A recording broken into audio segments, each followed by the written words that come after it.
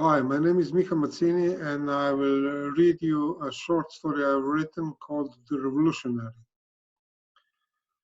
This country is ready for revolution, and I'm doing everything in my power to bring it on. When my son died, he left me a house in the suburbs, an office block in the city center, and the company which I had founded, put my life into it, given to him, and from which he fired me. My son has carefully planned his career path, but the car crash came before the point that he would acquire a wife and a child. So the money went to me. I left it in my bank account. I lived modestly in an apartment overlooking a kindergarten, but the children's voices started to annoy me, so I moved to the outskirts of town to a small house, its walls the first to stop a sea of cornfields. I used to watch the local evening news, but lately it seems like all the TV presenters are reading from the same teleprompter. A cheating business owner ran away and left his employees unpaid. A large corporation threatened their administrative personnel with a restructuring that would outsource their work to far-off countries. Bankers destroyed another bank and left with big bonuses. On and on, the teleprompter roams. I never thought about this as a boss, but now I know that the essence of capitalism isn't a race for wealth, but for power. Over the years, it shifted into some sort of sadism wrapped in pink cotton wool, sedating its victim with impressive sounding words and the New Age philosophy that makes them look for guilt within, anesthetizing them with lies in the form of cheap talk about equal opportunities. If in the 19th century people blamed society for injustices, now there is no society left. Only blinded suckers who claim that positive thinking, whispered affirmation, and spoken wishes can change the world. The friends I had were friends with my position, not with me. Alone, I had time to think, and I realized that the people around me needed somebody to open their eyes.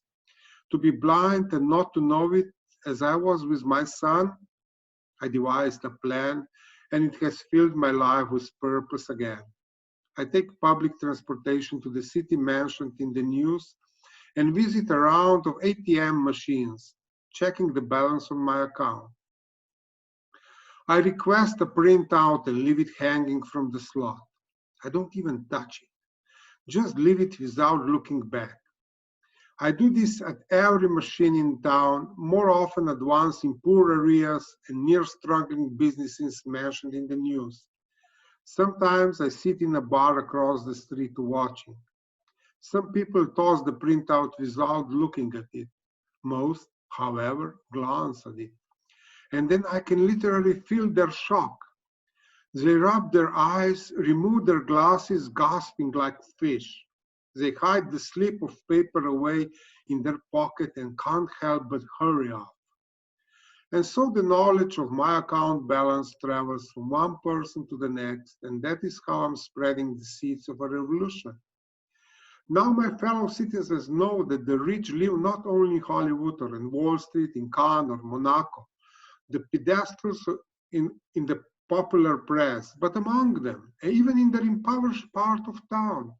Factory workers, clerical assistants, or shop greeters who see my balance slip will, from now on, look at those passing by with suspicion. Was it him? Or that one over there? The next time their bosses cite the financial crisis as the reaction for a 10 cents an hour pay cut, rounding off the homily with a hand on their shoulders in the line that we are all in this together, perhaps they will sing, "Hey, was it you, bastard, who used the ATM before me?"